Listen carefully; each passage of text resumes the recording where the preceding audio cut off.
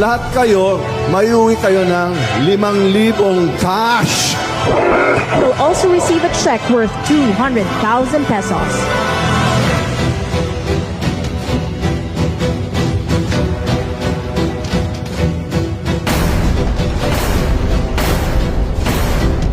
Ang gobyerno na ito, walang project.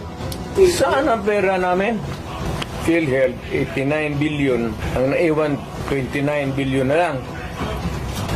Ang Maharlika Fund, ang target nila sa 250 billion.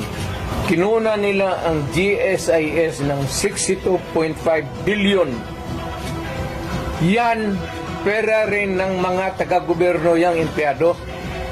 Ang SSS, kinuha rin 62 billion. Private lang yan.